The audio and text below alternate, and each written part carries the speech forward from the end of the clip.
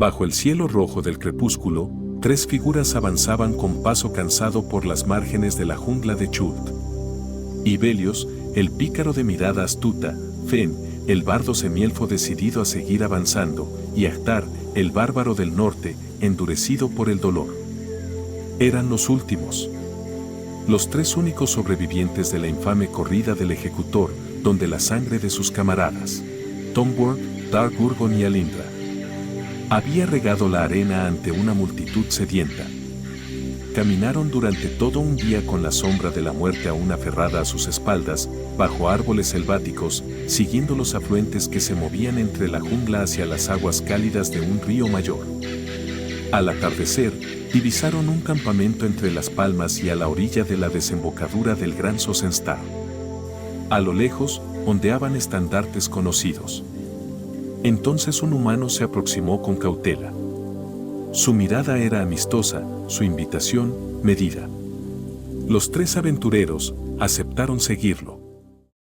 En la entrada de una de las tiendas principales, entre aromas de incienso y lino húmedo, los aguardaba una figura que reconocieron al instante, Gesamine, la princesa mercante de rostro vendado, comerciante de hierbas y secretos. Su presencia fue un bálsamo inesperado. En torno a una mesa adornada con frutas exóticas y jarras de agua fresca, Ibelios, Ahtar y Fen se sentaron. Sus ropas aún llevaban el polvo de la arena y sus miradas hablaban más que 1000 palabras. Nuevos rostros se unieron al encuentro, cada uno con una historia marcada por cicatrices.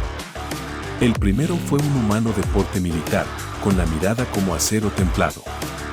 Se presentó como Sabueso, ex capitán del ejército de Neverwinter. Había llegado a Chult siguiendo la pista de Dark Urgon y de Legba, un ser infernal, a quienes acusaba de un asesinato.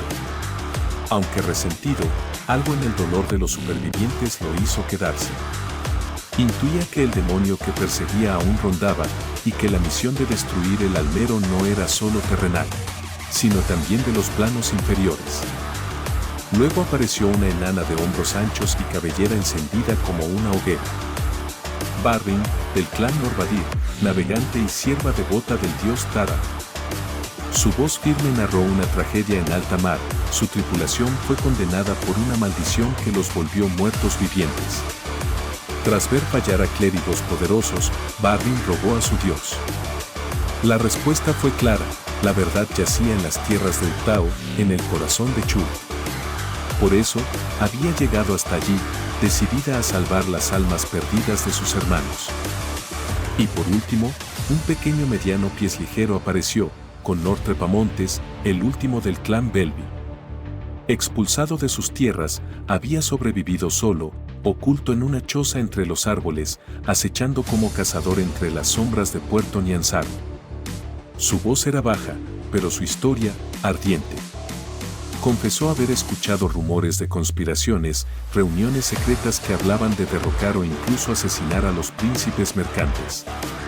Él sabía que los sin miedo eran inocentes de lo que se les acusaba, pero no tenía la fuerza para enfrentar al poder. Hasta ahora. Fue por eso que, tras la corrida del ejecutor, se acercó a ellos, decidido a alzarse junto a los últimos héroes verdaderos. Bajo la noche tropical, envueltos en el croar de los sapos y el murmullo eterno de la selva, Gesamine habló.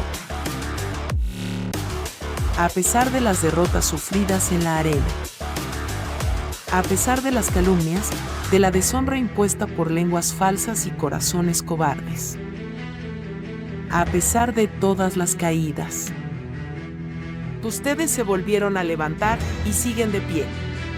Eso es lo que hacen los héroes verdaderos, se levantan. No por gloria, no por oro. Se levantan porque entienden que, si no lo hacen, nadie más lo hará. El enemigo que enfrentarán es más que una amenaza mundana. Es un liche, un señor del vacío y de la negación. Su nombre es Acererak, y en el corazón de Chult ha erigido una prisión para las almas, el almero. Un artefacto profano que roba a los muertos la esperanza de su descanso, y los condena al olvido. Yo pondré en sus manos canoas, provisiones y mapas hasta el campamento Venganza, río arriba por el Sosenstar. Pero les advierto, no están solos en esta búsqueda. Algunos desean destruir el almero por causas justas. Otros solo desean el poder que encierra, o el oro que fluye tras las almas. Este mundo que pisan, Toril, es parte del plano material. Es el nexo en el que las fuerzas filosóficas, orden y caos, bien y mal, y las fuerzas elementales que definen los otros planos chocan en la confusa existencia de la vida mortal y la materia mundana, combatiendo en cada aliento de vida. Y cada uno de ustedes, aventureros, no es solo materia, sino también alma. Al morir, esa alma transitará por el plano del olvido, también llamado el plano de la fuga, hacia los planos exteriores, donde moran los dioses. Si vuestra esencia ha sido el bien, si habéis amado, perdonado y defendido la luz, vuestra alma hallará paz en los planos superiores, como los seguidores de Uktao, que marchan al laberinto de la vida, o los devotos de Suñe, que ascienden a los jardines eternos de Arbórea, o los seguidores de Selune, que la encontrarán en las puertas de la luna, en el plano celeste, o en Elysium, donde moran las bendiciones de Chauntea. Pero si en vida abrazan el mal, si os entregáis al egoísmo, a la destrucción y a la traición, si vuestra esencia se pudre, entonces vuestra alma será arrastrada a los planos inferiores. Quizá al Hades, donde Mirkul, señor de los huesos, la encadenará para siempre. Allí, la libertad se desvanece, y la existencia se convierte en eco de dolor y arrepentimiento eterno. O quizá en lo más profundo del Shadowfell, donde la oscuridad de Sara apaga cualquier luz de esperanza. Acerera quiere robar ese juicio. Quiere arrebatar las almas de los muertos antes de que puedan ser pesadas en la balanza de los dioses. Quiere vaciar el mundo de redención. No se lo permitamos. Luchen por las almas que ya fueron robadas, pero también por las que aún pueden salvarse.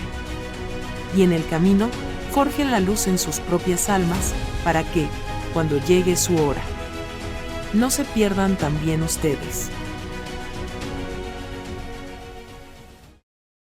Al amanecer, los 6 valientes se embarcaron, remando río arriba por el Sosenstar.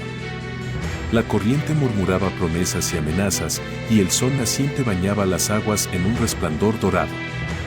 La primera noche, encallaron las canoas en la orilla, pero no hubo descanso. Más de 2 docenas de zombis surgieron de entre la niebla y el fango, arrastrando sus cuerpos podridos hacia ellos. Los sin miedo se vieron obligados a refugiarse nuevamente en los botes, atándolos entre sí, y así pasaron la noche, sobre las aguas oscuras, con los gemidos de los muertos resonando en la distancia. Días más tarde, en una de las orillas, divisaron una pequeña aldea construida sobre palafitos de madera. Pero sus habitantes no eran humanos ni razas conocidas. Eran los Aldanis, enormes langostas humanoides que emergían de la jungla con un chasquido de pinzas y ojos vacíos de compasión. De forma amenazante, se acercaron a las canoas con sus armas en alto. Con Noris a hueso tensaron sus arcos. 2 flechas certeras silbaron en el aire y derribaron a un guerrero. Ahtar rugió con furia, arrojando una jabalina que abatió a un segundo enemigo. El grupo remó con todas sus fuerzas. Escaparon a la corriente, evitando una batalla abierta que habría sellado su fin. Esa noche, amarraron las canoas en el centro del río, en una bahía tranquila donde el agua estaba quieta y el cauce se estrechaba. Todo parecía en calma, pero al despertar, los sin miedo ya no estaban allí. Se encontraban en un pantano inmenso, aún sobre las canoas, flotando entre montículos de hierba, lianas y ramas. Una sensación extraña los envolvía. Alguien, o algo, los seguía.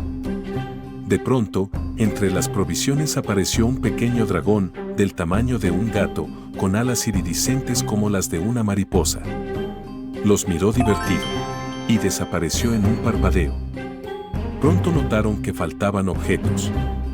Ahtar, revisando con furia sus pertenencias, halló el mapa de Fen entre sus propios bolsillos. Algo jugaba con ellos. Entonces, Connor recibió un golpe en la cabeza con una valla, y una risa feérica resonó en el aire. El pequeño dragón violeta se posó sobre la canoa frente a Barrin, sonriendo con descaro. Sabueso, desconfiado, tensó su arco y disparó. La flecha rebotó contra un escudo mágico. El dragón soltó una carcajada y desapareció.